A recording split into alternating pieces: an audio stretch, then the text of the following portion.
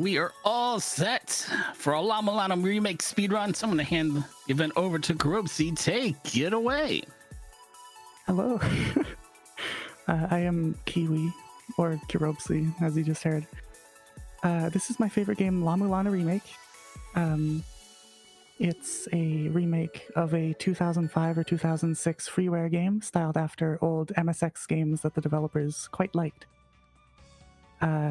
This was released in 2011 on Japanese WiiWare and then translated to English and released on PC in 2012. So, time will start when I press this start button at the top of the menu. I will quickly go into time attack and go out because it kind of like plays a cutscene if you wait too long, and pressing buttons on this menu doesn't prevent it. So yeah, I don't want that like messing up my input. So 3, 2, 1, time. Okay, so in this game, you play as this little dude. He's named Lameza Kosugi. This game calls itself an archaeological ruins exploration game, where essentially, well, the word action is in there somewhere. I don't know where. Doesn't matter. So essentially, it's like a modern 2D Castlevania, where progression is tied heavily to riddle-like puzzles. They're pretty cryptic. The game's notorious for being like really difficult and everything. And the word archaeological in that description is very important. It's not good looking. Wow. Yeah, the word archaeological is very important because the game kind of expects you to learn a lot about the mythology of the ruins that I have just now entered. And like, you're kind of expected to piece things together and study the ruins, so to speak, to solve puzzles. So at the start, I talked to this guy in a tent, and then he gave me some software. The software is just like this email client where he can message you, and I'm going to be turning it off pretty soon. But I also whipped a pot, which gave me 10 coins. And with those 10 coins, I bought a hand scanner from a shop. The hand scanner lets Lameza scan like stone tablets and such. A lot of things really, but mostly for this run, just stone tablets. But he can't actually read them yet because the stone tablets are all written in a language, at least colloquially known as La-Mulanese. So I'm going to need to buy other software to be able to read that. And so importantly, software is just like a big part of this run generally, and you often need money to buy it, although some is just kind of hidden around the ruins. And by extension, money is a very important part of the run as well. So most of the time, I'm going to be like breaking random pots or opening up little coin chests or whatever to get more money. And that's used to buy software, as I just said, but also these weights. Weights are like a catch-all way to trigger things in the ruins. I've used them a few times already, but they're these little like pedestal-looking things, which I'll be calling daises from here on out. And you just kind of like go up to them, press down on them, and if you have a weight, then that activates it. So just then I also bought Glyph Reader, which is the software that allows Lameza to actually read stone tablets. And I, additionally, in my first trip to the ruins, I got the Holy Grail, which allows Lameza to teleport between areas, but only if he's read the Holy Grail tablet in a given area. So you need to be able to read to be able to teleport to a given area. I'm currently trying a glitch, which I'll explain later. Yeah, it's frame perfect. I actually know what this glitch is. It's called cat pausing, where basically by pausing the game at the same frame that you scroll the screen, you're able to break wall detection in a lot of places and go through walls that you're not supposed to be able to and open boxes that you're not supposed to be able to. More or less, yeah. I will attempt. I don't actually have like. I'm not entirely confident that this is like perfect, a perfect explanation, but I will try to explain that in more detail later. Yep. For now, I'm just heading over here to get, I got shurikens a moment ago with the first cat paws, and with this second one, I'm getting caltrops. Caltrops are really good because you can't, like, dislodge yourself from ladders. You have to climb all the way up or down, and you can't let go of them, and you can't grab onto them in midair. So caltrops let you damage yourself to fall down ladders instead of climbing them, which is significantly faster. Shurikens are just good for hitting things. I don't know, they're just a basic little thing. You can see the one there. So now I'm heading over to... Oh, I also got the the Holy Grail tablet in the Spring in the Sky up there, which is important because I'm going to need to go there later. So how do you know which of these to break? Right, so there's... I think this skeleton on this screen... I have my mouse over him. Ow. I think that guy, like, kind of details 4 ages of the Earth or something. I don't remember specifically, but it essentially just, like, he gives 4 distinct things, and they correspond to those different blocks there, and so you hit them until they break in the correct order, and that spawns a ladder, so you can put a weight on a dais. This is the Mausoleum of the Giants. What was that? Sorry. There's just so many puzzles in this game, and watching you skip them all is just really interesting. Yeah. It's really hard to, like, cover what puzzles I'm doing at any given time because there's no guarantee that I'm, like, actually doing one all at once. Yep. And they also just go in pretty fast. Or not go in. They go by pretty fast. Like, you just kind of hop in, do a puzzle without much fanfare, and then move on to something else. So I'm not going to be explaining, like, all of them, or most of them probably, in much detail. But yeah, there I just got the Holy Grail tablet for here, of course, so I can teleport. I'm going to stop naming those. I'm sure you can tell. But I also got Hermes boots, which they make you move at 3 pixels per frame as opposed to 2.4. And that's really useful because there's a glitch called a raindrop in this game, where if you enter a wall by exactly 1 pixel, then it pushes you 1 further pixel into the wall, officially lodging La Mesa into it. And when you're lodged into a wall, you can jump to push him down. Now, the Hermes boots, because they do not use a decimal, and computers are bad with tracking decimals well, it makes it way easier to initiate a raindrop with them. It's, like, almost infeasible in most cases without. There are setups, but I haven't learned any of them. So there are a lot of places where I know, like, if I come off of a certain ladder or if I touch a certain wall, then I can go into another wall and the raindrop will just work. Because you move pixels per frame and you have 3 pixels per frame rather, and you have to enter a wall by just 1, then that means that 2/3 of possible, like, pixel alignments you can have just don't work. I actually did not want to hit that blue platform. Oops. For some reason, if you pause on the same frame that you touch this platform, it teleports downwards. Otherwise, you have to wait for this really long, like, lowering animation. But if you... Oops. If you do that, you can just make it warp down, which is really nice. There's another thing I think I meant to explain. Oh well. You also grabbed a knife. That's true. I'll get into that soon. First, I just unlocked a chest which has an Ankh Jewel in it. And Ankh Jewels are one of 2 parts that are required to summon bosses in this game. So,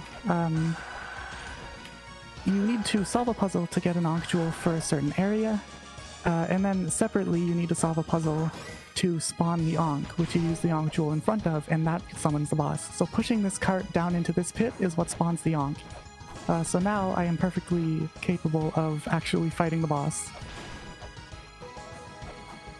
Okay, so this knife I got, it does more damage than the whip and is also significantly faster, but it's like, its swing arc is a lot worse. Except you can hit downwards with it, whereas with the whip you cannot, which is really important. Sometimes you just need to hit downwards and the whip can't do that for you. That's really relevant in the randomizer, but I guess that's besides the point. This is not a raindrop. This is an object zip. They're very similar though. Wait, what? You just teleported upward through the floor. Yeah, I don't know. So dynamic objects use like a different collision handling than static collision. So you can do like a distinct glitch where you kind of are sort of in them and you can like zip around them. I don't know. I don't really understand it. It's just useful sometimes. It's just you use the item and it makes you go up instead of down. Yeah, pretty much. This is the grapple claw. It lets you hang on to walls and kick off of them at a higher speed. Best of all, it puts you exactly two pixels outside of a wall, which means that if you can grapple onto a wall, then you can raindrop on it 100% of the time. However, something I think I forgot to mention is that raindrops only work on right walls, so you can't do this to the left. This is just another cat pause to get the axe, which I'll get this someday. The whip does... What was it? The axe is super useful from what I've seen people playing randomizer. Absolutely. The knife is really good for hitting like pots and certain things under you. Well, really, it's just better at hitting things under you than the axe, because while the axe can technically do it, it has like this big, long arc, so it's not very convenient. But yeah, the whip does 2 damage. The knife does 3, if I remember correctly, and also, if I remember correctly, the axe does 6. So the axe is really good for taking out bosses early on in the game, at least. There's a better weapon coming later, but that'll be like 10-15 minutes from now? 20? I don't know. Sometime. Oops, that didn't scan. Oops again. Didn't make the platform cycle. Oh well. Yeah, so all the different weapons have like different uses, even when you get weapons that do more damage than them. The whip is really nice for hitting things that are like above you but kind of close. At least that's how I tend to use it when I have this whip. The axe is really helpful for hitting like things that are kind of above you, like diagonally up and in front of La Mesa. I think is its best area, because the whip doesn't really cover that range. It sort of does, but like, you know, you can see that it barely goes out in front. I need to go into that room to activate a thing for later, by the way.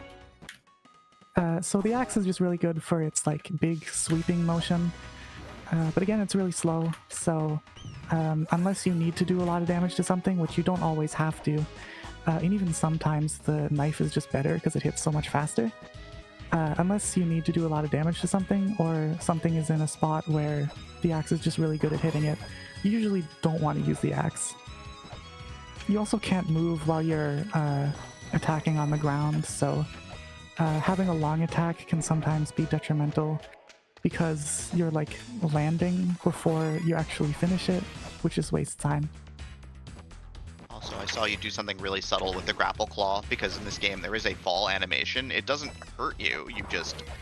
If you fall too far, you'll land on your face and stand still for a couple seconds, and I like how you're using the grapple claw on the edge of walls to just stop your momentum, and then you just do a regular fall.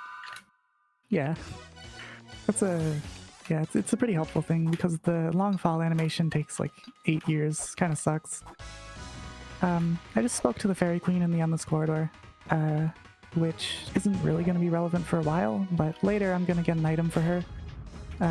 And once I show it to her, I'll have fairies, which are kind of a nightmare, but they're also extremely helpful. Also, most people, the first time they play the game, they figure out that puzzle, they get the statue to collapse, and the statue lands on them, and yeah, it kills you. This game has a lot of traps, which you're mostly not going to see. Although, when I did that weird pause thing with the blue platform in the Temple of the Sun, I did accidentally fall into a pit that just like ejected spikes into my forehead. So, I guess, oops, I was supposed to buy one more. Oh, right, this guy gives a speech about me being a good customer. I just bought the helmet. Well, first of all, I guess the Twin Labyrinths, this area, are like really weird and confusing. You go up and down these ladders and it just takes you to random other parts of it. It'll make more sense later, although that won't really be shown because this is one of like the least visited areas in this route. That was a pot clip, by the way. If you grab onto the wall at the same time as you like fall into a pot, then it kind of just puts you into the wall, and if that's done on the left side of the screen, then it does a transition to the left. Yeah, so I bought a couple items from those shops, as well as some weights. One of those was the helmet, which in the Spring in the Sky, there are these waterfalls that make La-Mesa move incredibly slowly while he's touching them, and they also push him down very rapidly.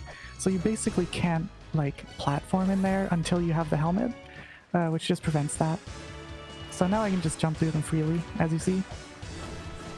I also got the Dragon Bone, which is, there are a bunch of items in this game that just, you like use them in front of a background thing and then they do something. It's basically just a lock and key sort of setup. So that's all the Dragon Bone is, more or less. I also killed some witches in some random room, which maybe didn't seem like it had any purpose, but that's the first step in summoning the Ankh of the Twin Labyrinths. Now, before... well, first of all, this is a route that I mostly created by myself over the past 7 years of running this game, with help from Seer Sky in chat, as well as some other people in the community. Who just like would stop by my stream and tell me about a glitch or something that I didn't know about, and then I would incorporate it.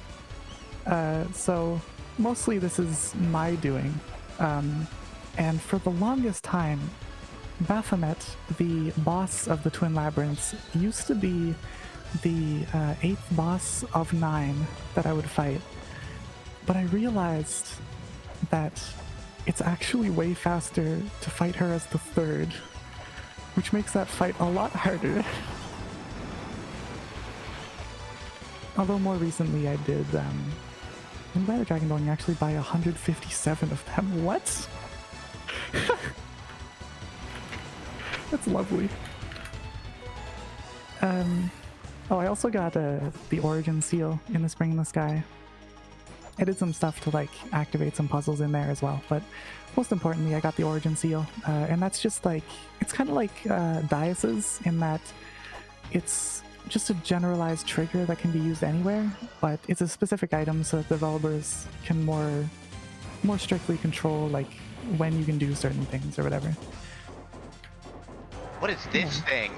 This is the first boss I'm fighting. This is Elmat. Why is it chasing you? Yeah, this guy's kind of a goober. He hates La-Mesa. I don't really know why he's chasing him. I don't know.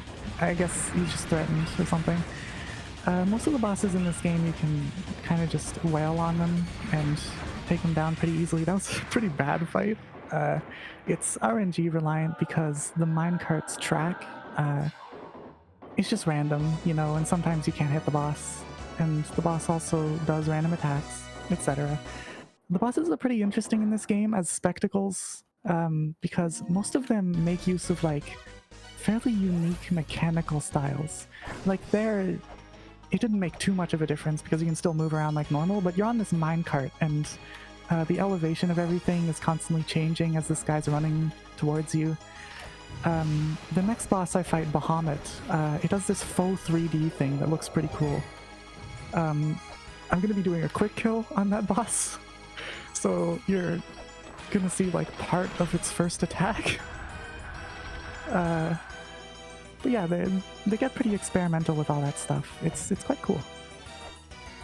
This is the item that I'm going to give to the Fairy Queen later. It's the Isis Pendant. I will do that sometime soon, but for right now, I want to go to this area, the Inferno Cavern, because it allows me to get a few items. One which I modded to be rather appropriate to this marathon. This is probably where cat pauses are the most helpful, because there's this incredibly long block puzzle over here, And even if you fail this like probably over 10 times, it'll still save time over doing the block puzzle. So to explain cat pausing a little more, when you pause the game, or rather, when you initiate a screen transition, there's like one frame where you can also do an input. And if you pause the game on that frame, then the game brings up the pause menu during the screen transition, which itself isn't remarkable at all. However, dynamic objects in this game do not scroll the same way that static collision does. The first frame that a screen transition is initiated, all static collision is updated to the position that it will be once the transition is complete. However, all of the dynamic objects actually do scroll with the screen. And so if you unpause during a screen transition, transcribed by the way, then the game will essentially like unset the flag for those objects being carried with the screen and being paused, and so they just remain at whatever point they were at and start doing their normal behavior. And so that effectively displaces their collision if it's a big block, or if it's a pot, then it'll just like move around the screen in a weird way. Enemies will be displaced as well. It's pretty interesting, although maybe not as powerful as one would hope or expect. Here I'm about to get an item called the bronze mirror. And the astute viewer may have noticed that there was this big like block on it down below the pyramid in the Temple of the Sun, which had an eye on it. There are audio cues in this area because it's dark, by the way, so I'm gonna maybe you can explain the bronze mirror. Yeah, so the one of the two big conceits of La-Mulana, we're going to a little bit into spoiler territory here, is that La-Mulana is actually in two halves, a front half and a rear half. And the bronze mirror is part of what you need to be able to basically unlock half of the game, basically allowing you to open specific doors and travel through the game, and travel through the second half of the game. Because otherwise you don't get access to things, and so it is a gigantic piece of the La-Mulana puzzle, and getting it the first time requires that you do a lot of things, or in this case you can just click through the floor and just go grab it. Okay. Yeah, so as they said, this game was split into two halves, and you actually saw one of those earlier. From the pyramid in the Temple of the Sun, I like broke a thing at its top, and then I jumped into this like empty little space, and that took me to the Temple of Moonlight. The Temple of the Moon, the Temple of the Sun is the front side to the Temple of Moonlight's backside.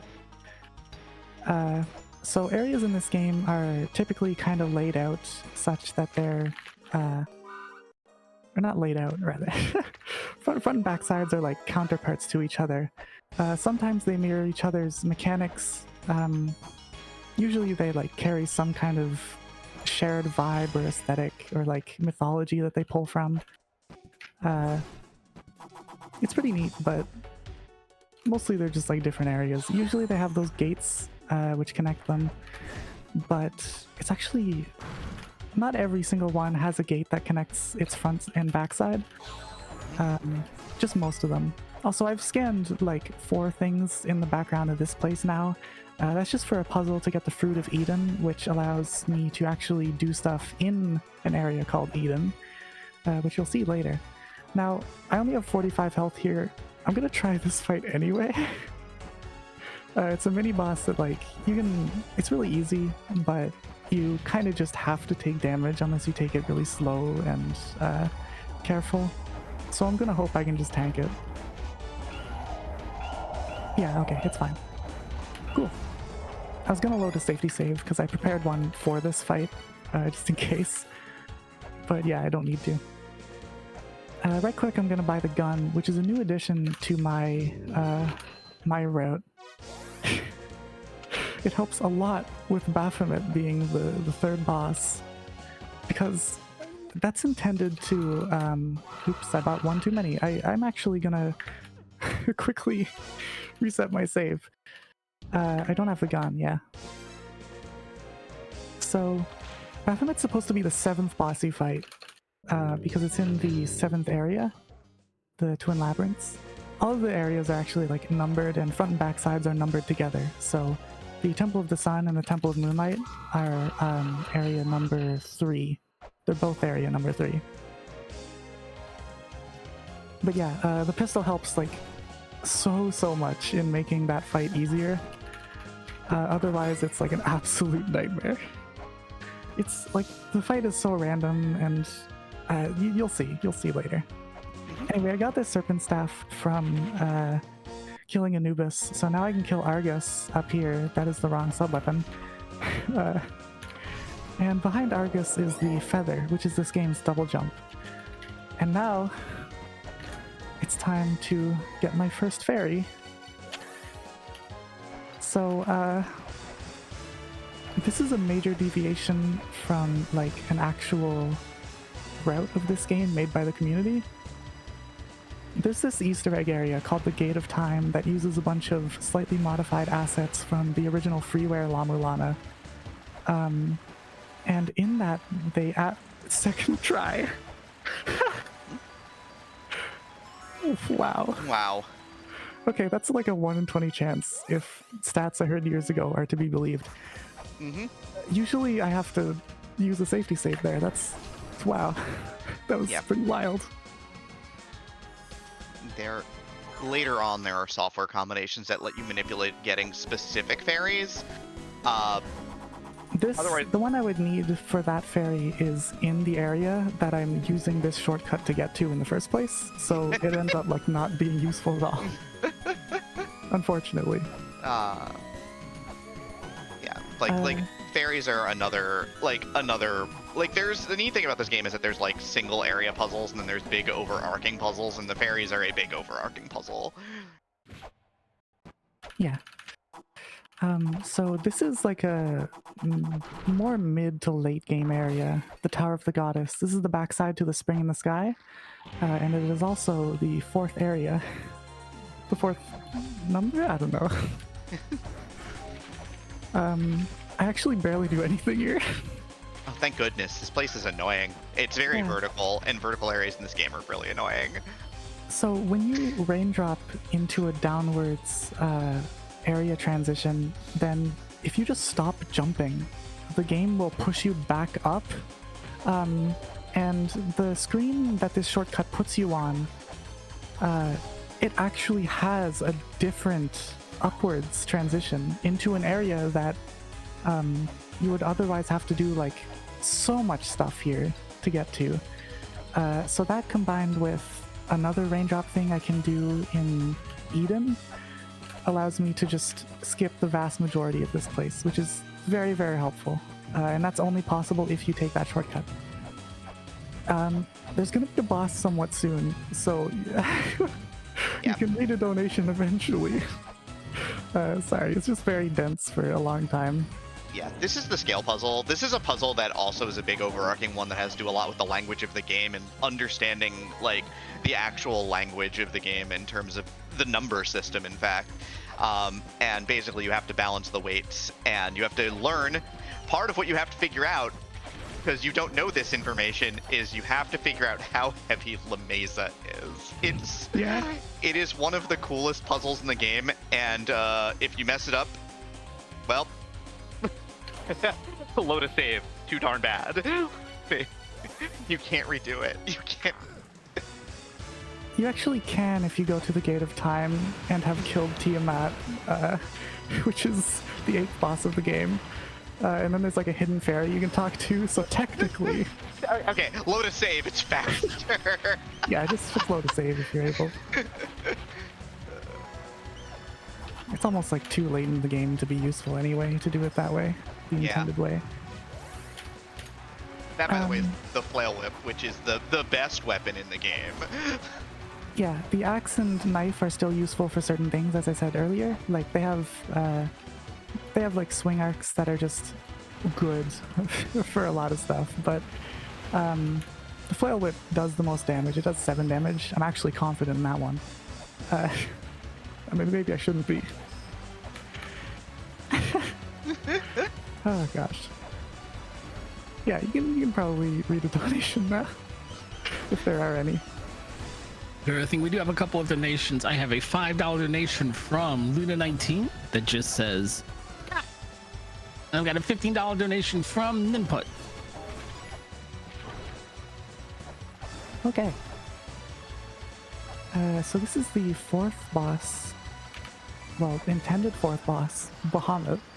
I do it second, of course. Because I now have the feather and the flail whip, this boss goes from being an absolute RNG-filled nightmare to this. And it's over. We don't spend a lot of time in the bathtub, do we? Unfortunately, no. The song for the Bahamut fight bangs, and when you play this casually, you're going to hear a lot of it, so...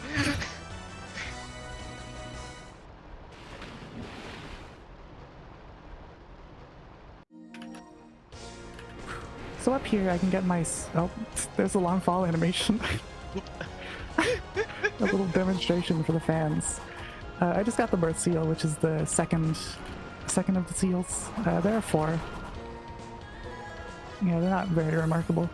But immediately I can use that to get the 3rd seal. So... just gonna ride this elevator up and get that. Let me quickly point out, the astute viewer may notice that these have symbols on them. Given that there are 4 seals, they actually do show the La-Mulani's numerals for 1 through 4 on them, which is a cool little thing. It, like, kind of sort of matters maybe, depending on how you might learn the numbers, because you do have to learn them at some... well, okay, there's an endless corridor puzzle that's supposed to rely on that, but yeah, it's really easy to stumble through. You're gonna use the block there to force clip yourself into the wall there, so you have to go down the ladder. Yeah. That's so neat. What? Yeah, trans ice cape. For some reason, the ice cape sprite in the original freeware La-Mulana just reminded me of the trans flag, even though it doesn't really look like it at all. So I just made this mod on a whim a few months ago. Invisible bridge? Oh yeah, there's an invisible bridge there. So one important thing to notice about raindrops is that different terrain will, or it can zip La Mesa in different directions. So sometimes you've seen me zip to the right just inexplicably, or upwards, even less commonly. And that's because if there's a shape that's sort of like a T shape almost, it's a little hard to describe. So if you have, this game is like, it's a grid of tiles, but the tiles are pretty small. So this is 1 tile high. So if you have a floor that kind of goes into a wall, and the floor is just 1 tile high, then this will always zip you to the right when you've jumped 3 times. Technically, the number of jumps varies, because if you press jump for 2 frames while you're stuck in a wall, then it pushes you down twice as far, but, you know, normally, it's 3 jumps. And I use that a decent amount through the run. Like here, to go get the ring. So I haven't actually, like, opened up the Twin Labyrinths yet. You're not really supposed to be able to do much of anything here, but I can just do it anyway. In fact, the whole reason I'm coming here is to get the Lamp of Time, because I need to use it for a glitch later. I'll explain what the Lamp of Time actually is when I get it, but you can probably guess just by its name. Is it a lamp that lets you time? It is. Yeah, it's what activates the timer, perhaps. That's a lie. That's a lie. I'm lying. So, anyway, I always did this in my route, or at least for like as long as I remember. But Baphomet's just on the way. So at some point I decided, okay, I'm just gonna fight Baphomet this early in the run as my 3rd boss, Or is it 4th? I don't remember. I also just went to dodge this attack too early. Oops. So we fought Elmac, and we fought Bahamut, and now we're fighting Baphomet. Yeah. I took a lot of damage early on. Oops. Oh well. I have a safety save for this, so it doesn't matter a lot. Yeah, eventually I just decided, like, I really should just fight this now, because if I don't, then I have to, like, come all the way back here later in the run, and it takes forever. And that kind of sucks. I was gonna go try to shoot her with the pistol. Can you stop bullying me, witches? Gosh. Okay, this is like a big lightning attack. It does a lot of damage. I should have whipped that guy. Yeah, so it was a bit of a nightmare fighting it so early for a while, but as I said earlier, I'm just gonna use the pistol. I eventually rerouted it so that I get the pistol earlier,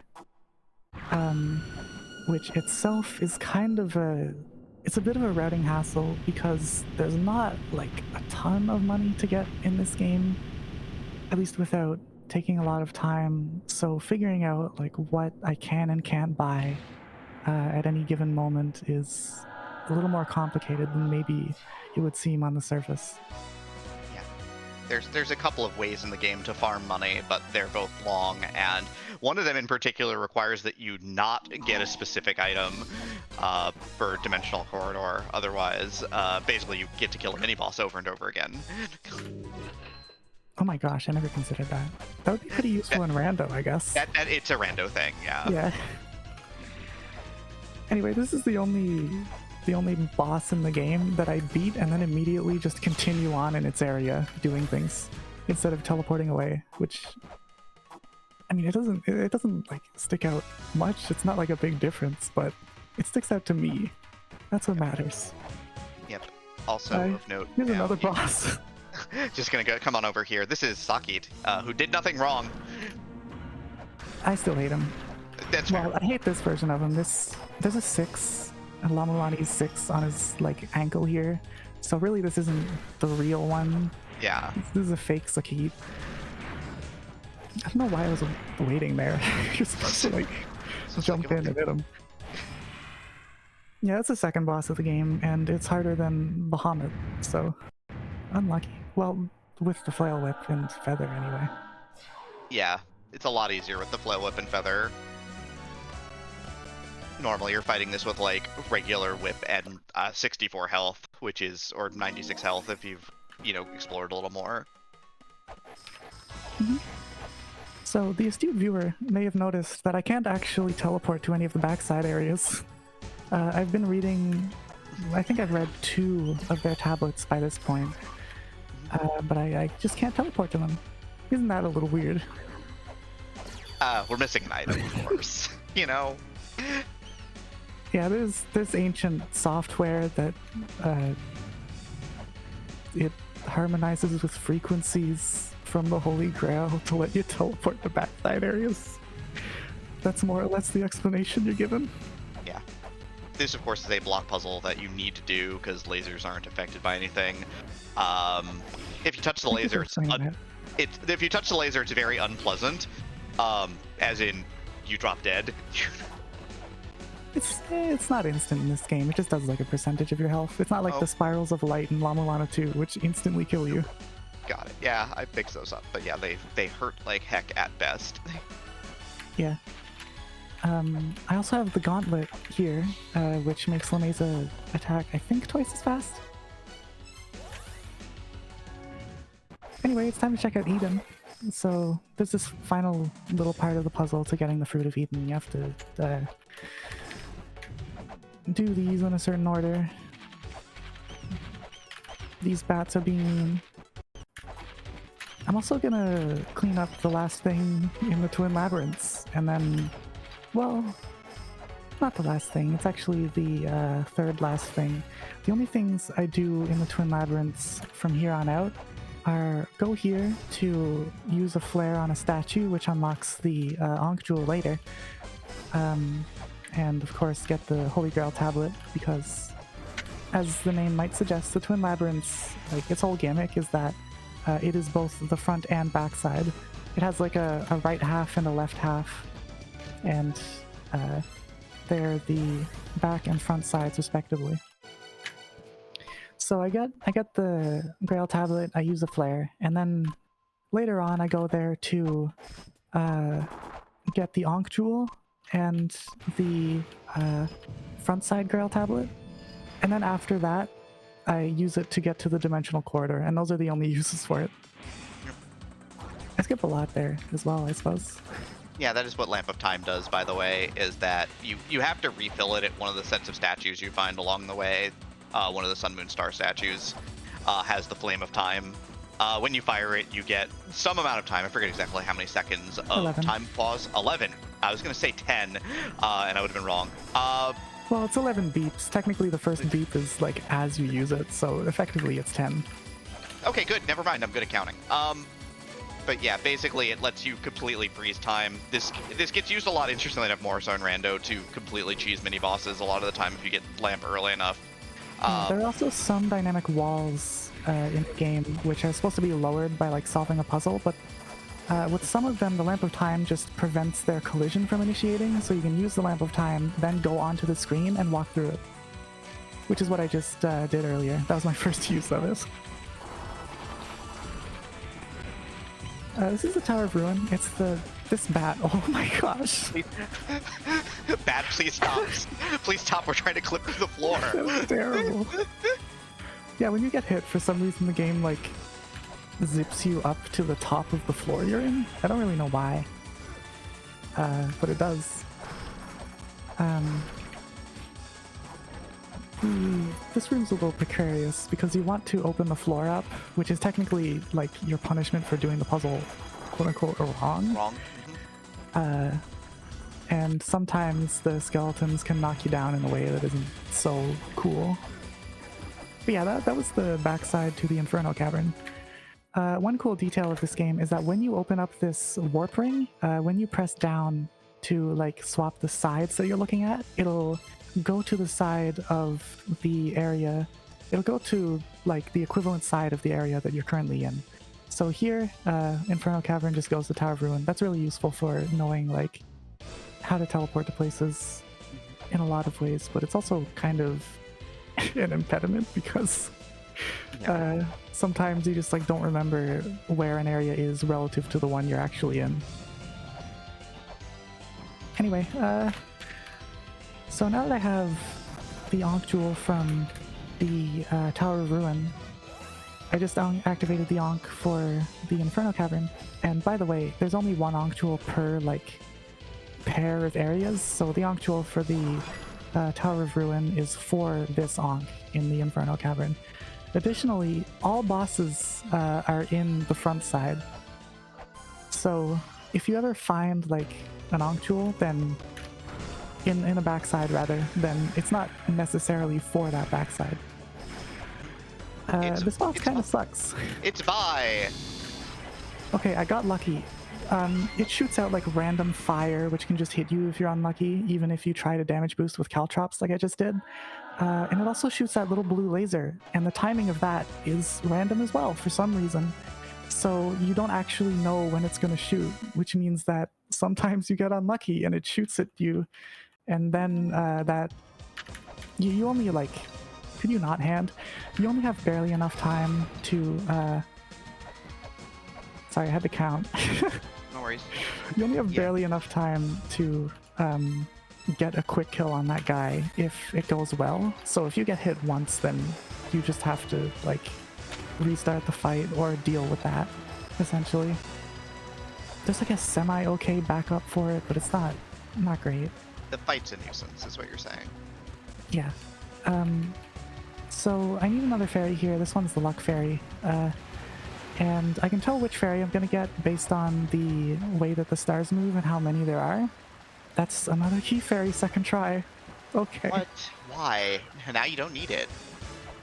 Yeah, so you can read a donation or two. Oh, I got it. Sounds good. You're watching Pop with Pride 2023, supporting the Trevor Project. Trevor Project is the leading national organization providing crisis intervention and suicide prevention services to lesbian, gay, bisexual, transgender, queer, and questioning youth. You can check them out at thetrevorproject.org to access services, find out more about their impact, find ways to get involved. If you'd like to donate, use the donate command in chat to get taken to the Power Up with Pride donation page and have those donations apply to a number of different incentives to unlock more speedruns throughout the event. Yeah, so the Luck Fairy, it multiplies the amount of money that's dropped by things, or it multiplies the amount of value you get from any non-money drop. So I use that to quickly get to the max possible amount of money by getting 2 very good coin chests. This is Eden. It's actually the Gate of Illusion. This is the backside to the Gate of Guidance. What was that? Eden's fake as heck, basically. Yeah. Also, you can throw chakrams, this sub-weapon. It like kind of hits something and then comes back to Lameza. You can throw those such that they drop themselves, and the Key Fairy will multiply those drops so you can duplicate them, which is very helpful because the chakram does a lot of damage, and I don't use it a lot in quantity, but when I do use it, it's like very integral to what I'm fighting. Yeah, so this is supposed to be like a very confusing area to be the opposite of the Gate of Guidance, which for this game's standards is very like very straightforward. There's honestly not a whole lot to say about it. It just uses like a lot of teleporters and like very cryptic puzzle solutions, like hitting that random wall. Well, hitting 2 random walls like right next to each other. Or you have to scan like a background thing to open up a pit in the floor, which then like wraps around on the same screen, allowing you to progress. There's also a shop here that sells very important software. One thing about software that I haven't yet mentioned, well, 2 things actually. One, they take up RAM, and you only have so much RAM. Currently I have 1,000 megabytes. And that's not enough to load the software that I just brought in any useful way. But the other thing is that lots of software combines with other software to have certain effects. And this one I just got Lonely House Moving combined with Death Village, which I got 20 seconds into the run. Maybe 30 actually. If you combine those, then you get extra invincibility frames. It feels like it doubles it. It's a lot, which is really handy. These puzzles are cool. You were very right. La-Mulana is not a game which is known for being friendly to the players who play it, that is for sure. Yeah, it like fully expects you to take a bunch of notes on everything. Like I said earlier that it's called an archaeological ruins exploration game because you're supposed to study things, and that's like really, really true. A lot of your playtime, if you play this game without a guide, is spent like assuming you screenshot things so that you don't have to manually write them down, which is not a given. Then most of your playtime will be spent like aimlessly wandering places and looking over things that you've saved, like text that you've saved throughout the game, trying to figure out what it connects to so that you can actually solve a puzzle.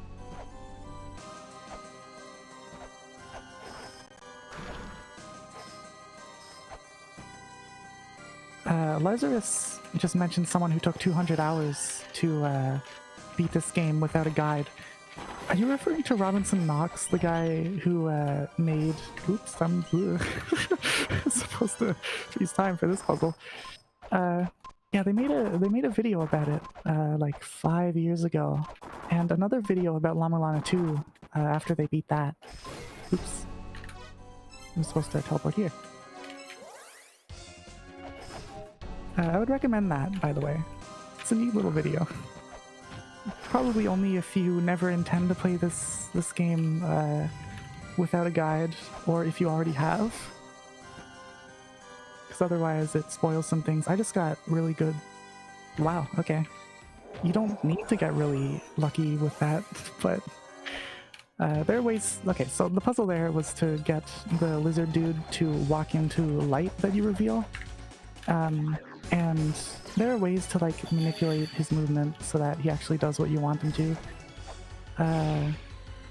And usually I like have to use that because it's pretty rare that he just waltzes into it with such a straight path. But that guy decided to be nice. Also, I just read a tablet there. It's my second of 3, where the glyph reader software that I bought super early on, like a couple minutes in, it only knows how to read, or I guess translate, more modern versions of La-Mulanese. So there's an ancient version of La-Mulanese which it doesn't know how to decipher, but there are 3 tablets which conveniently have the same thing written in both on them. And once you read all 3 of them, then glyph reader can discern like what ancient La-Mulanese is trying to say, which is required, otherwise there would be no point. At least for a speedrun. Because I don't really need to read hints, as you might imagine. Yeah, I also appreciate you skipping Sword Room. Sword Room gets people in their first playthroughs a lot of the time. And Sword hurts. Yeah. Oops. I'm having some like lag spikes. That's a Discord issue. Sometimes it just decides to make the game like stutter occasionally. It's kind of annoying, but it doesn't really matter in a marathon, so whatever. Yeah. So I mentioned earlier that I don't have this equipped. Actually, I need to count how many things have passed.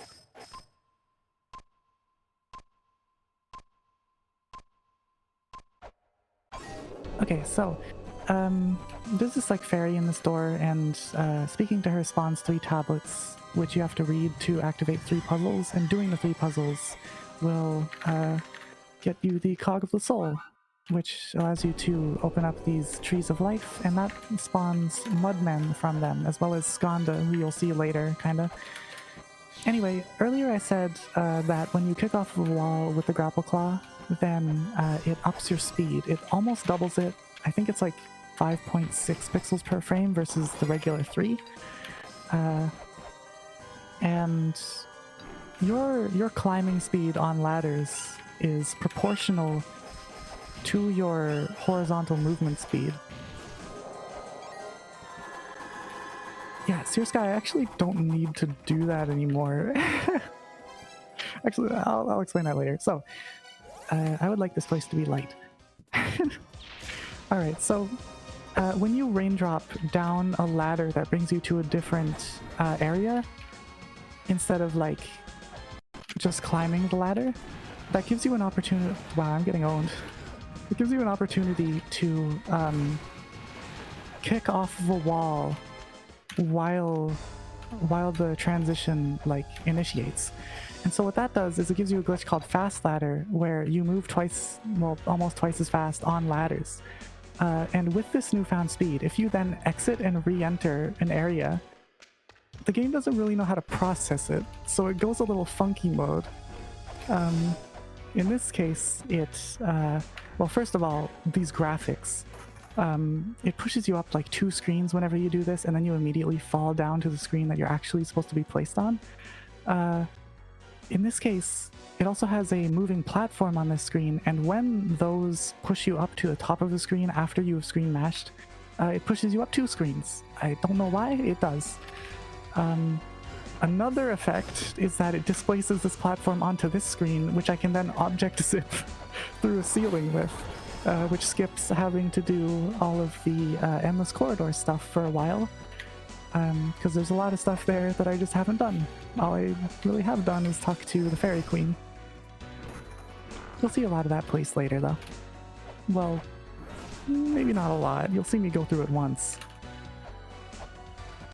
Okay, so that's the Shrine of the Mother. It is, it does not have a counterpart. It is not a front side or a back side. It's just an area.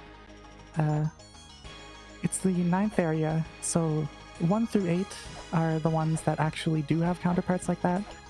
That one does not. It's a little special in that way. That also means that it doesn't really Never mind.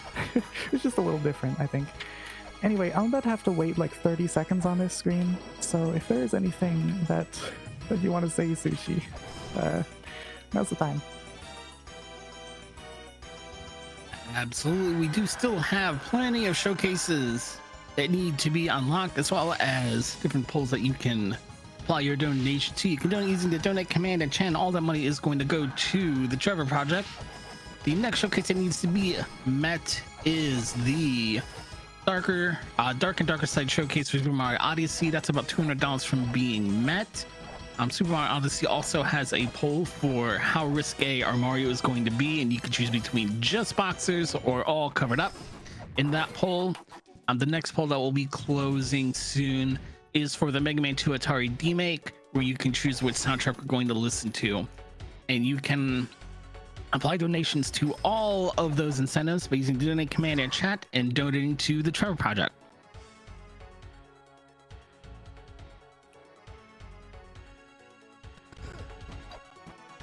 Do you think Lameza dreams of curry when you get the Philosopher's Ocarina?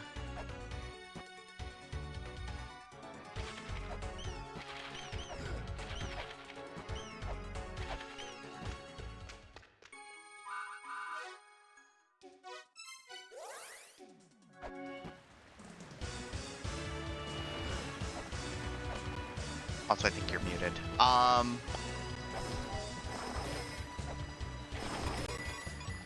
I forget we need the Philosopher's Ocarina for it too, of course, because, you know, that's one of those things. It's like, it's important, but I forget where.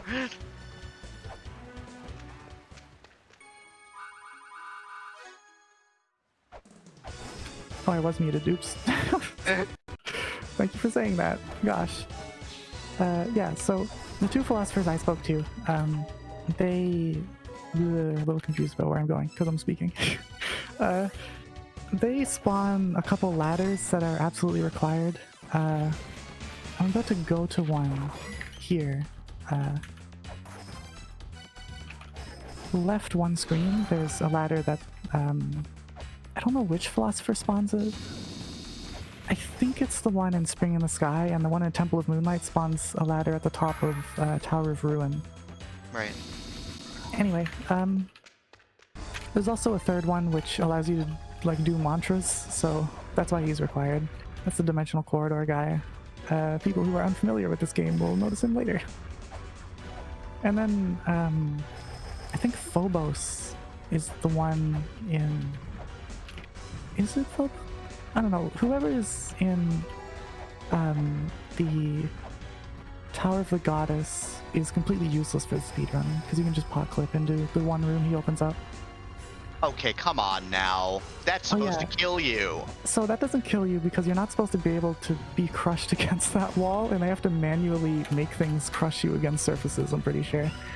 And if you jump at the right time, if you don't jump at the right time, it kills you. But if you jump at the right time, then it zips you to that other screen, which is above a part of the Twin Labyrinths, which allows me to open up the Twin Labyrinths. It also has the Shrine of the Mother map, which the game requires you to have, because in order to use the Dragon Bone for one of its two required purposes in this route, you need to look at the Shrine of the Mother map for at least one frame with both map softwares currently enabled. Which is a bit convoluted and weird. But it's just like that. La-Mulana is like that in a lot of places. Yeah. I forgot to go get, or put a weight on this dice to the left here. Oh well. I'm supposed to do that before getting the, whatever. I don't need to talk about the quality of my play. I'm just getting the, Ankh Jewel from here. As I said earlier, I don't need to ride this up. I can just raindrop here because for some reason they put some really weird screen transitions into this game. Like these two screens are not connected. If I go up here, you'll see me in somewhere else completely. But yeah, I need the Ankh Jewel because now I need to fight Amphisbaena, because behind Amphisbaena is the upgrade to the map software so that I can actually do things in Shrine of the Mother. But which involves finishing the game eventually. yeah. So the reason that I went to get the Twin Labyrinths jewel is because I got the Gate of Guidance jewel way earlier, just before fighting Baphomet, and I used that one on Baphomet. So I didn't have it for this Amphisbina, who is very easy because he's the first boss, and I have the best weapon. Boop, boop, snake on nose. And so now that opens up this gate in Gate of Illusion, which allows me to get ancient map software, ancient map street view, as it turns out. I did not get that. Oops. Oh well.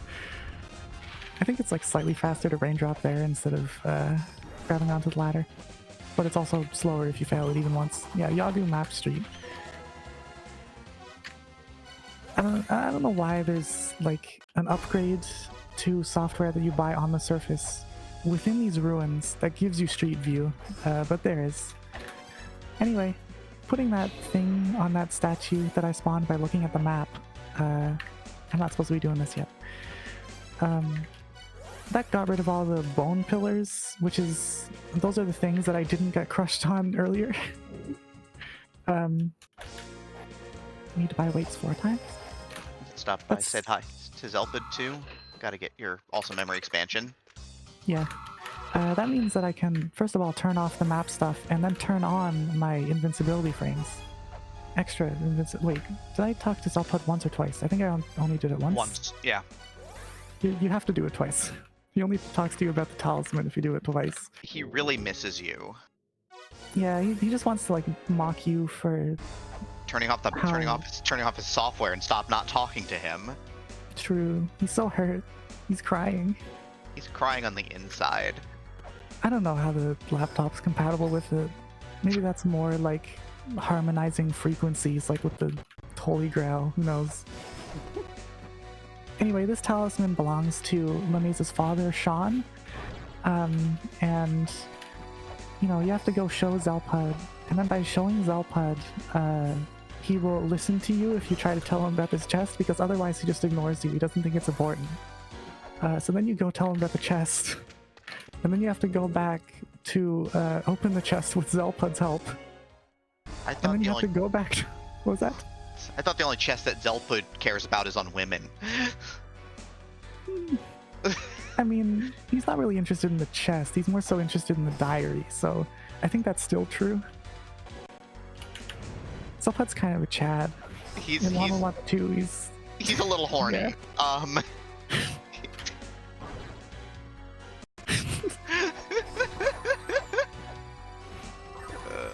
But yeah, so he stops this pillar because he's so cool with it. And then the chest just decides to open because it's so impressed by him. So then you teleport to the surface instead of the endless corridor and show it to him. And then he starts talking to you about the 7th children and whatever, I think. He at least alludes to it. And gives you this item, which allows you to open cursed chests, which is the whole reason I just went back and forth 50 million times. This is another down period, by the way, so... yeah.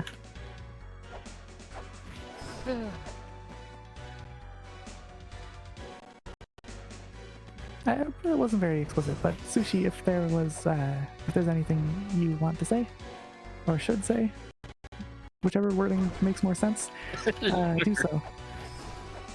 Sure. The Trevor Project is the leading national organism providing crisis intervention and suicide prevention services to lesbian, gay, bisexual, transgender, queer, and questioning youth. You can check them out at thetrevorproject.org to get more information about the services they provide, to access their services, more information how to get involved yourself. If you'd like to donate, you can use the donate command in chat. And if you'd like other ways to support the charity, Power Plus Pride has partnered with the Yeti for this weekend. There are 3 different t-shirt designs available that are only going to be available through the end of the event, and $5 of each shirt will go directly, $5 from each t-shirt sold will go directly to the Trevor Project, and you can see those designs at theyeti.com or by using the Yeti command in chat. So there's this puzzle here where you have to freeze time to not freeze these invisible fish, but it makes them a lot slower, and I just got unlucky. Cool. So it makes it so you can kill them, and you have to kill 2 of them to solve the puzzle. But if you get unlucky, then none of them are accessible. Or at least not enough of them to actually, like, finish the puzzle. So you kind of just have to try again. There we go. Okay, that was 2. It's fine.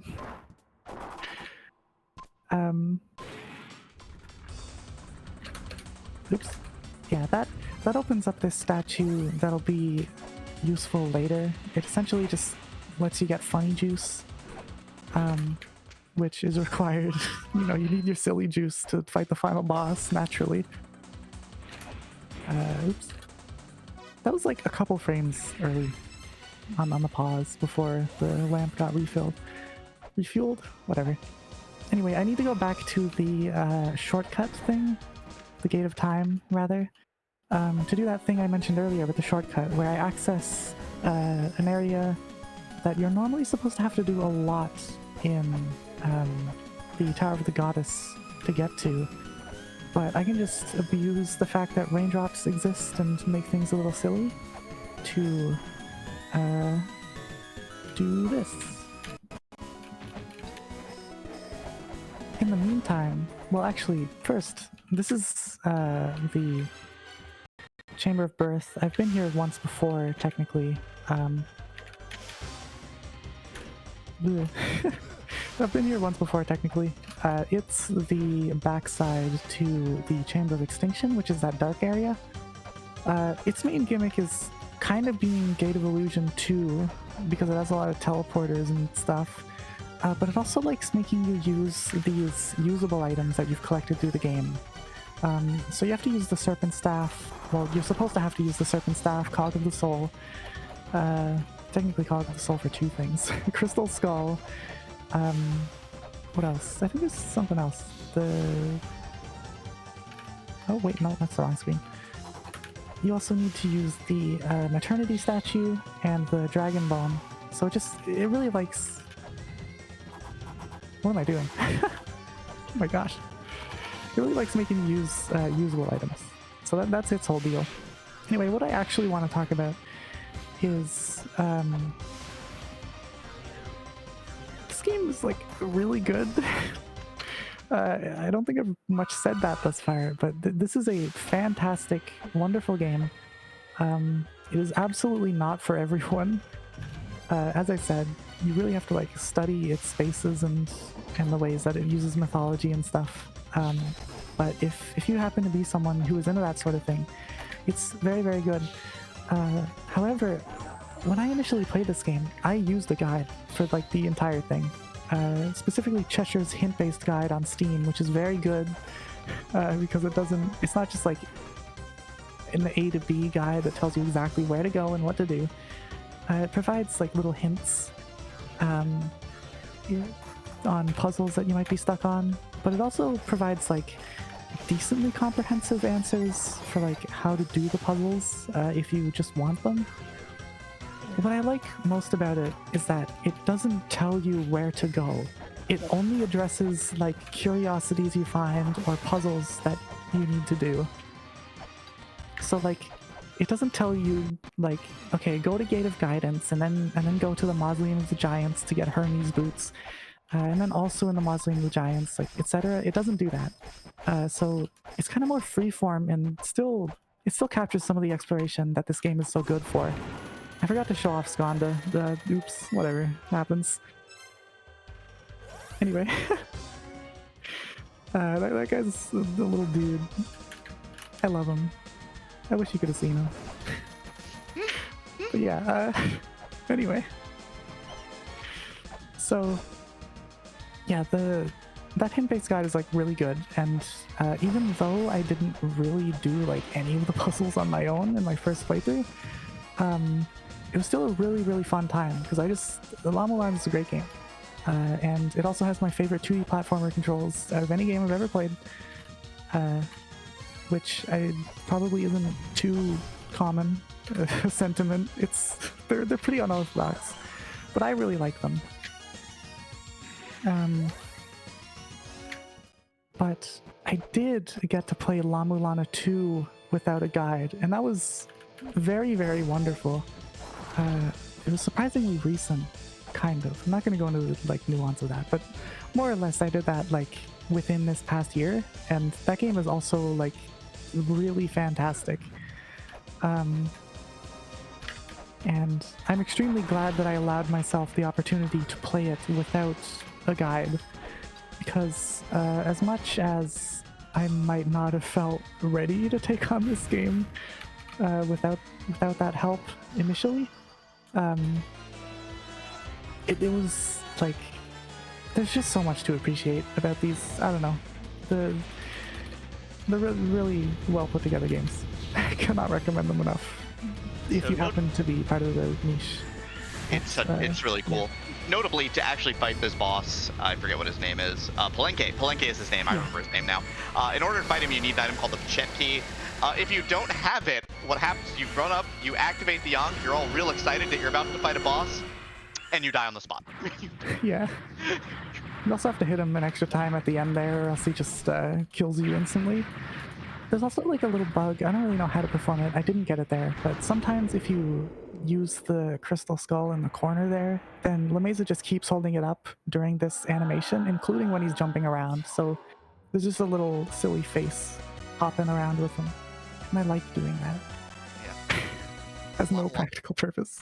La-Mulana 2 also has my favorite puzzle in the entire series. I've not finished the game. I mostly played these games vicariously through my late fiance, and she had a really big love of these games, and she had a favorite puzzle, and it became my favorite puzzle, and it's in La-Mulana 2, so I'm not going to spoil it for anybody, but it is one of the most subtle and shortest puzzles in the game, and it's just incredible. Oh, sorry to hear that. Yeah, it's a couple years ago now, but you know, again, it's why I have such a love for these games, even though I don't play them myself. Yeah. I'm curious if you could allude to the puzzle, like, vaguely enough that I would know what you're talking about, but... It is the... it's the second half of the flare room. Second half of the room where you get the... it's the second half of the room where you get flares in La-Mulana 2. It's the, there's a tablet in there that has the hint for the puzzle. I don't actually remember. I'm like working on... This isn't necessarily supposed to be self-advertisement, although I know that's fine. I'm working on like a let's play of La-Mulana 2. I'm trying not to place like too much work on myself, but I'm trying to like, you know, do decent commentary for it. I edit them. I put like little pop-ups for each music track that plays that lists who composed it and what the track title is. And through that soon I'll know what you're talking about. Yeah, I don't know how to allude to it more without giving away part of what the puzzle is. Yeah, that's... Yeah, I just don't, like, remember. It's not on you. This place is just a big mini-boss rush, so there's barely anything to say. Yeah, we're gonna fight a bunch of mini-bosses. This is also where you get the Aegis Shield, I believe, in a regular playthrough. You have to fight the bosses, a specific number of them, and then come back to this room to open up this particular room. And if you miss it, well, then you can. I think you can get it later. You buy it for like 400 gold. It's a pain in the butt. I actually didn't know that. There's a way to get it if you miss it here. But the Aegis Shield is a shield that makes you like near impervious to frontal projectiles, but obviously you have to have it equipped. It's super nice. There are other shields in the game, like the buckler shield, which breaks. With the shields that break, you can just like quickly unequip them and then equip them again, and then they're at full capacity anyway. Oh, so okay. I did not know that. Yeah, it's not as bad as it might sound. Yeah. But yeah, that room actually is tracking how many mini bosses you've killed. If you do not have the dimensional key, which is an item we got much earlier, what ends up happening is that you'll come in and kill the mini bosses and they'll start respawning. So instead of you getting the bosses finished up, they'll come back. So I want to note that the cat pause to get the angel shield is actually the last cat pause in the game, and also the first cat pause since 18 minutes into the run in my PB. You do like 4 of them early on or something, and then there's just none for like 50 minutes, and then you just do another one-off, which I find amusing. I don't know a single soul in the game who doesn't use the lamp on this fight if they have access to it. I used to do that in speedruns, but it meant like I also use it on the big worm guy that like slithers around the screen. So for speedruns, it's just way faster to learn how to fight the one above properly. Yeah, that's understandable. And it's really not that much of a hassle once you like know how to do it, but until then, it really is a nightmare. That's how you get the Ankh Jewel, because this is supposed to be like the last mini boss you kill. He's supposed to be hidden, and you have to do a puzzle to get to him. But I can just raindrop down there. Just gonna clip through the floor. It's free. Don't worry about it. It's free. If there's anything to say, Sushi, feel free. Yeah, because after this, we're gonna get down to the real nuts and bolts of the end of the game.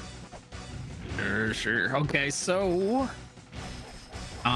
we do still have a bunch of different showcases and incentives that need to be met. But the ones that will be closing up soon are the Dark and Darker Side showcase for Super Mario Odyssey. That is later today. That is still $200 from being met. So if you want to see more Super Mario Odyssey, you definitely want to donate to the Trevor Project and put those donations towards that incentive. There's also a poll to choose what outfit Mario's going to be wearing. He'll either be very, very risque and just his boxers, or you could have him all covered up and dressed up. And there's a poll open for that, as well as for the soundtrack choice in the Mega Man 2 Atari Remake run. That run is earlier, but it's a showcase doesn't get met that we're not going to see as much Super Mario Odyssey. So make sure you donate to both of those polls, and especially towards that showcase, so we can see more speedruns in the event and raise more money for charity. There's also like a strat you can learn to figure out how to fight this boss, and I'm pretty sure it's like completely consistent, but I just don't want to learn it. That's part of the fun of making my own stinky route. I just don't have to bother if I don't want to. That's also why I get 320 health, which is way more than you would get in like a real, so to speak, route. But I just like having the safety, and frankly, I'm able to get like I can probably potentially get like a sub 130, which is not that far behind world record, and that's good enough for me. This is Tiamat, the 8th boss of the game. Palenque was the 6th, and I kind of forgot to mention that. I don't know if I fought Tiamat as my 8th boss for like almost my entire time speedrunning this game until I moved Baphomet earlier. I'm pretty sure she was always like the 7th. Or no, maybe... No, I think that's true. It's a weird thing, I just realized. Anyway, this one's like... It kind of does away with the gimmicks of the other ones. You sort of just have to like dodge, ideally, a lot of projectiles. Usually you just tank them, to be honest. And get precise little hits on her head. There's not too much to say about it. Yeah, you can get 2 hits per jump with the gauntlet at the right timing. Yeah. There's also this big laser attack, which you can just use caltrops to damage boost through it. It does a lot of damage. Yeah, this does, I think, 64 damage. It's one of the hardest hitting attacks in the game. Okay, so that is the final like boss in the regular areas, I guess. This guy's correcting me. It's way more than 64. It hurts like all get out, yeah. That's what I was thinking, but I was not remotely confident, so I just didn't bother. Yeah, so this is like the final stretch. I've killed all of the regular bosses. So now I have to do... Yes, pronouns are dodo. Neopronouns are super cool. It's true. I don't actually know anyone but myself. Well, I'm not like familiar with anyone but myself who uses them. Which is oh so sad. Yeah, thank you for asking instead of whatever else. Anyway, yeah, so this is just like a big cleanup section. Mostly I'm doing this big puzzle called like the mantra puzzle. You go around chanting certain things in certain places using a certain item, and there's a lot to it, which I'm not going to explain because it's really cool. But also, unfortunately, it's really easy to brute force. Yep. And then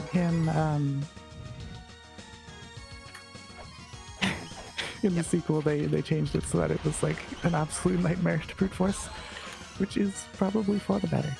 They interlace the mantras really tightly into La-Mulana 2. You get the item.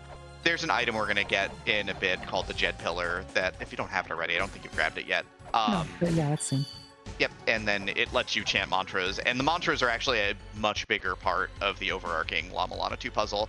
In La-Mulana 1, they are the last puzzle basically, and they're really cool. Yeah, I really like how mantras work in La-Mulana 2. I don't know, I love these games. I don't know. They're so neat and cool, and it's so epic how Mulbrook is definitely Lumisa's wife. Lumisa being Lumisa's daughter, by the way. They're married, it's true. Do I have... Yeah. We need this cup, though. We grabbed the vessel. Yeah, I need a cup to get the funny juice that I mentioned earlier that's required to fight the final boss. Fight anything beyond the first phase, anyway. Ooh. That's always a little scary, because if you fail to get the raindrop inputs, like, twice, then you won't make the cycle on the platforms. Okay, so this is another lamp glitch, which is that thing where I just kind of disable collision on a dynamic object, which is used to hit this thing which skips the first 3 mantras, which is really helpful. Okay, and now I also have to go put a weight on this dais down here, thanks to the philosopher I spoke to earlier that activated. I don't know why I just went to read this tablet. I don't need to read that. That's bizarre. Something just like compelled me to do it. I don't know. Yeah, so I bought software earlier called Torud.exe, which has one use in the speedrun, which is to scan this big thing in the background, which, despite glowing, as you can see, you need to have the lights on to scan it, which is tremendous. And this gives you ancient software for mantras, naturally. So anyway, I put a dais on that like thing that I lamp glitched into, and now that I've done that, I need to go over to a certain spot in the Inferno Cavern, and it'll like get rid of a statue that was covering up a mantra. And so I need to read that to learn it, and then once I learn it, it's available in the software. And then with the Jed Pillar that she mentioned, don't remember her name again. It's green, no worries. Yeah. Yeah, so with the Jed Pillar, I can chant that. I also learned 2 mantras after talking to the philosopher dude in the Dimensional Corridor. Those were birth and death, because I need to tell a couple... I need to use them on a couple goobers in the Tower of Ruin. You'll see that soon. Hey, Delphin's got his own statue there? I didn't realize that. How does he get a statue? Really? He's just that cool. It's kind of... Now that you mention it, actually, it is a little strange that it's like in this game. It makes sense in the second, because the La-Mulana ruins become like a huge tourist trap, and Zelpud kind of manages all that. So he has a bunch of money. He builds himself like a little castle. Yeah, it's really cool. But then, you know, you would expect the statue to come with all that wealth and whatever, but I guess not. Anyway, so now I equip the Jed pillar and a certain mantra, I need to go open up this wall so that I can access the funny juice dispenser. Soda dispenser, maybe? Yeah. You gotta get them drinks. Then I can, yeah. I can get my Sprite or whatever. It is important that we stay hydrated. Speaking of, I don't think I've had any water this entire run. I've been a bit busy. So yeah, you chant in this set of rooms. You chant. You have to chant death, death, birth. Birth is in the fairies room, and then you chant Vi in the center room to finish that portion of it. Yeah. So, well, I just accidentally did a quick drop. Whatever. Okay. Can I got the frame perfect jump. Okay, cool. I don't have to fall down to the screen below this. Anyway, I never like explained this aspect of the game, but the astute viewer may notice that pretty much constantly I'm like switching weapons in the top right, switching weapons and sub weapons. And there's also just like a lot to keep track of, even though I have oh, by the way, here's Mulbrook, which again, future wife of Lamaisa's daughter. Anyway, I have my splits open because there's an amazing auto splitter for this game, and like I would not be able to remember which order to do everything if not for this. But like even still, there's so much that you have to like keep in mind and remember and think of. And so despite like the platforming not being the most complex in terms of inputs or anything, there's a lot going on in this run, and so you're kind of always occupied. It's just very fun. It's very good.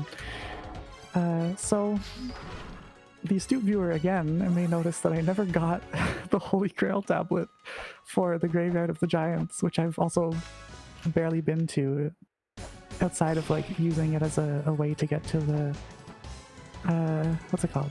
Chamber of Birth. But this is the backside to the Mausoleum of the Giants, by the way. I forgot to read the tablet. Oops. Oh, you missed. Yeah. Yeah, the mantra. Mm-hmm. Yeah, it's a pretty useless area for this run, except like being a hallway, more or less.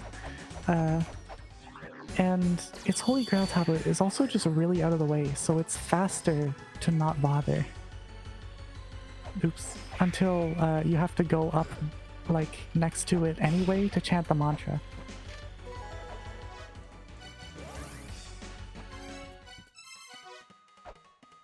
That's true. The console ports do change where you have to chant the mantras. Mm-hmm. I don't really know how that affects the puzzle. I don't even know how they're changed. I just, I was aware of that. I think also going from WiiWare to PC, they were moved as well. Might be wrong though. So yeah, there's, I forgot to get the Holy Grail tablet. So there's a mantra representing each of the 8 bosses I have fought so far, which also simultaneously represent each of the 8 pairs of areas. Main areas? I don't know, something. Ones that aren't the surface or the Shrine of the Mother, I guess. Yeah. I hope I have enough weights. I kind of wasted a couple going back and forth there extra times. It's probably fine. I think it's okay. Yeah, anyway, so there's one representing each pair of areas slash boss that I've fought. So this is, well, this is the 5th one I'm chanting, but the 8th one, I did the sequence break with the Tower of Ruin slash whatever Inferno Cavern thing. Actually, I need this. So yeah, there are 8. I just did the final one, and what that does is it powers up the key sword. You might be wondering what the key sword is. Is this Kingdom Hearts? No, I think that's Keyblade, isn't it? Right. Sorry. It's either that or this is Keyblade and that's Key Sword. I don't actually know. I just know they're different. Okay, this is Key Sword. Yeah, so that weapon is completely useless except for its one required use. It does the same damage as the Leather Whip when it's normal, but after you've chanted all the mantras, it does the same damage as the Flail Whip. But it also has a worse swing, so there's no reason to use it. I think it might swing like marginally faster, maybe? That's like the only reason.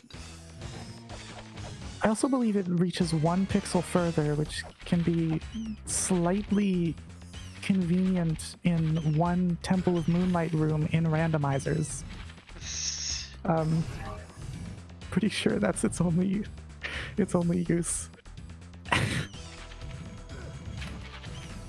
Well, its only use is like distinct from the whips. Anyway, yeah, I'm finally getting around to doing this area. I said earlier that all bosses are in front sides, and I haven't fought a boss here, and this is seemingly the front side. It's actually because the Dimensional Corridor is the front side. Tiamat is just such a girl boss that she switched them around. So instead, this is presented as though it's the front side, but it's actually a back side. Oh, Seer Sky, that's awful. I didn't... Ugh. That's gross. Also, I don't feel like killing this mini-boss here. I forgot to explain this, oops. I don't feel like killing this dude. And so instead I just want to raindrop down to the Shrine of the Mother, but if you raindrop to the Shrine of the Mother, then it actually doesn't put you in the right version of it, because it changes after you kill all the guardians.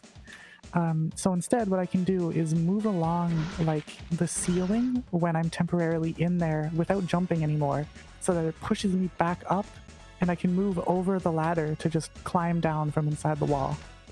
And that brings me to the right version. Yep. Otherwise, I would have to fight too many bosses, which are really obnoxious. But now the influence of the mother is here, and so now this is a long single path corridor to go through to reach the end. Yeah. Also, just to be a pedant, I think a little more than just the influence of the mother is here. Look, she's very influential. That she is.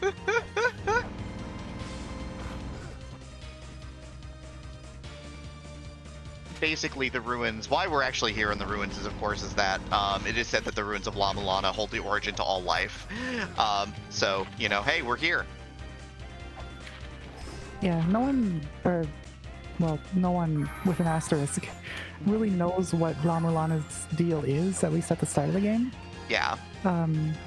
And they also don't know if the whole secret to life stuff is real. It's just like a myth of sorts.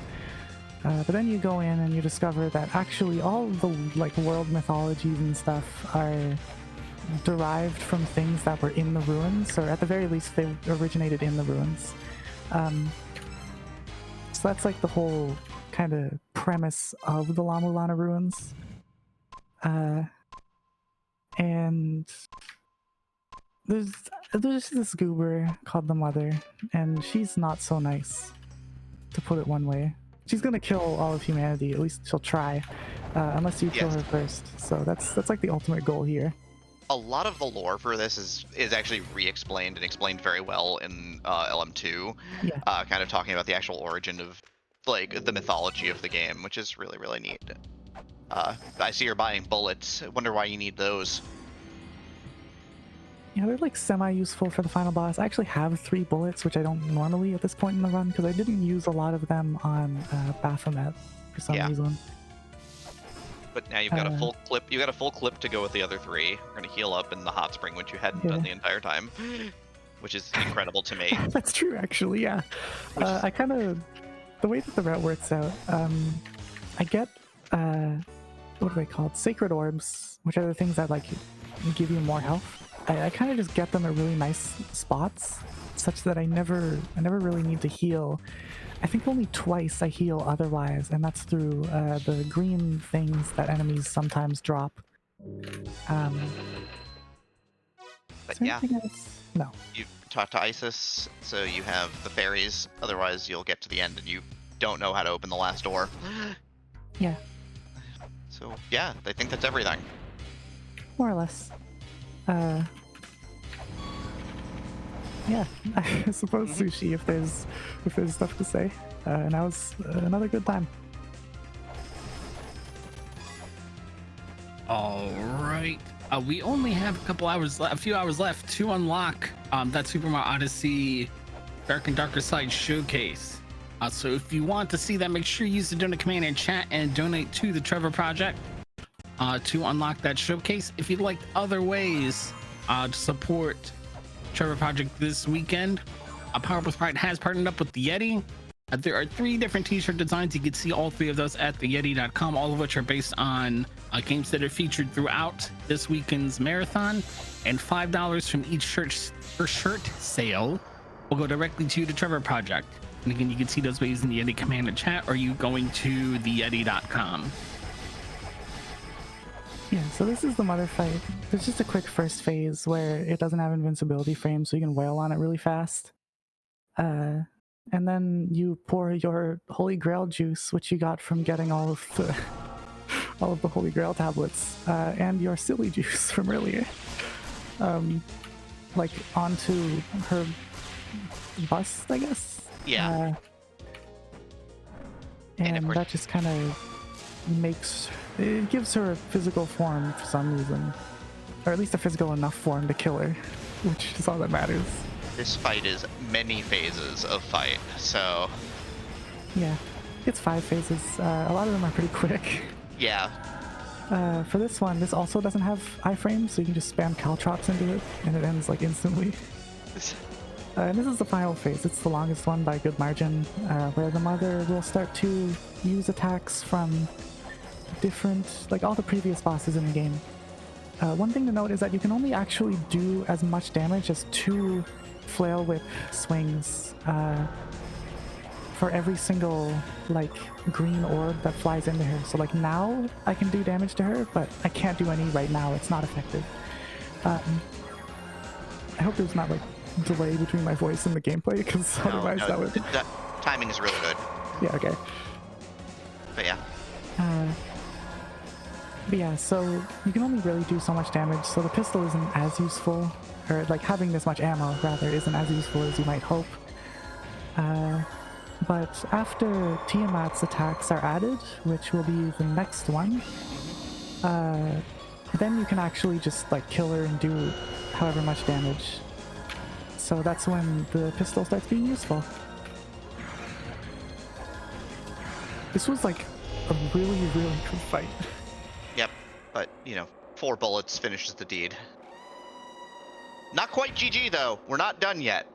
Yep, there's an escape sequence. I'll also like let you know when time happens. Yeah. Basically, like there's this whole escape sequence. You don't go to the surface to escape. That'll lead to a funny thing soon.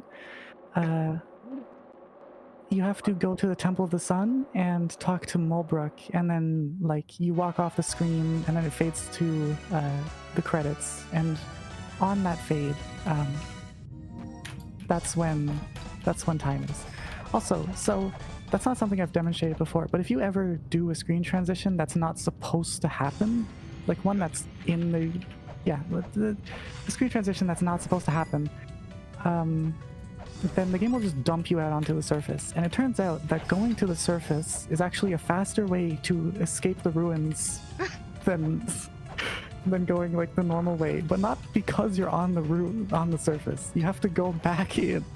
Oops, I just climbed back down. You have to range up here because you can't go down this ladder for some reason. It's kind of weird. Anyway, yeah, so you go back in, and then you like walk over here in the Chamber of Extinction. And if you raindrop down this screen, then it puts you very close to the Temple of the Sun. However, there's a wall in my way because I skipped opening the Chamber of Extinction normally, so I need to do one final Lamp of Time glitch to walk through it. Also, isn't there supposed to be a timer? There is supposed to be a timer, but going to the surface like I did makes it disappear, I think. Or maybe that's a 1.0 quirk, I'm actually not sure. Yeah, I'll also do like a little countdown to when time ends. It'll be within like 15 seconds.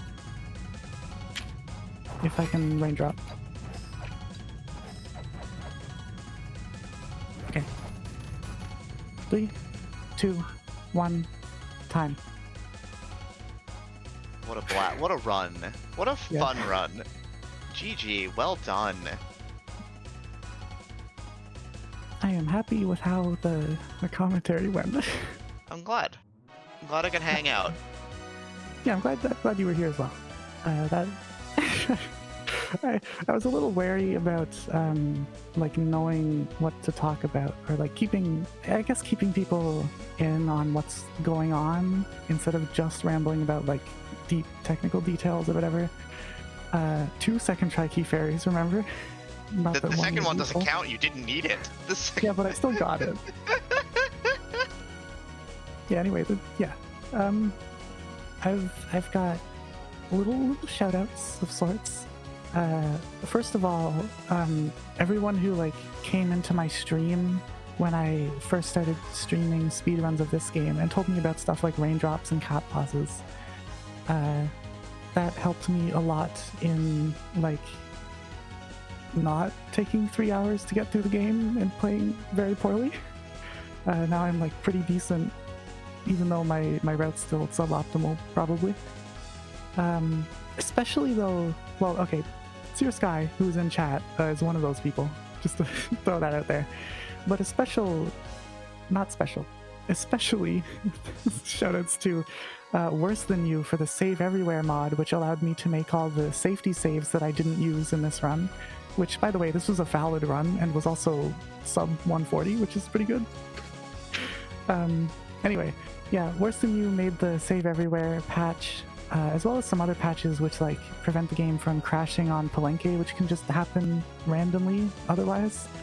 And Worse also is the one, or at least one of the main people, the publisher at least, who made the auto splitter for Live Split, which is like really, really incredible. You can make it split for like any random coin chest, any like little puzzle step, any item that you grab.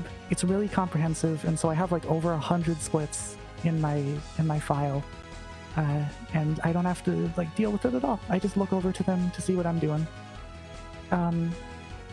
For more personal shoutouts, there's Luna, who is in chat, or at least was in chat, who's a real life friend. Shoutouts to her. Hazazel, or Hazazel's Wrath, who is also here. She's a close friend who I've been like emotionally rambling to a decent bit the past like month or so. Silver Gold, who is another close friend who I emotionally ramble to, and he also helped me start developing my own game, which I can't guarantee that that'll ever amount to anything, but I have recreated this game's controls, including raindrops, very faithfully, if not one-to-one. Probably not one-to-one, but very faithfully at least. And that's been cool. Also Venonat, or Venomous Nat, who I'm gonna try to play Mario Kart DS with tomorrow, which will be a nice way to relax. I think she is also here, or at least she was earlier. I don't know. And also, 3 more. Nagoro for making this wonderful game, as well as its sequel. They're also working on a Maze of Gallius game, because Konami like ran some kind of contest where indie devs could put together a little demo, and one of them would win and be able to make a new game with one of Konami's old IPs. La-Mulana is inspired heavily by Maze of Gallius, so they put together a demo like a year or 2 ago, I think it was last year, and they won, so they're making an official Maze of Gallius game, which is really cool. Also, I don't know who the fans are that I'm referring to when I said for the fans. But whoever they are, shoutouts to them, and also all the little creatures in chat. That's all for me.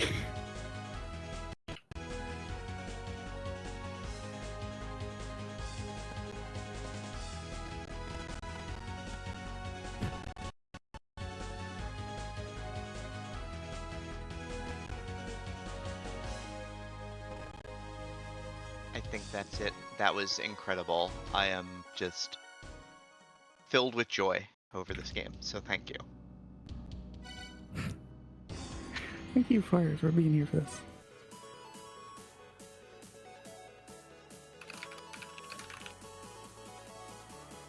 Oh gosh, I can't type because my keyboard is...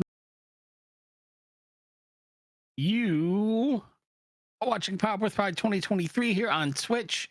You're running 24 hours a day through the end of tomorrow and benefiting the Trevor Project. Find out more about the Trevor Project and use the link to their site in the panels below the stream. Just scroll down, look underneath the video player, or you can use the charity command in chat.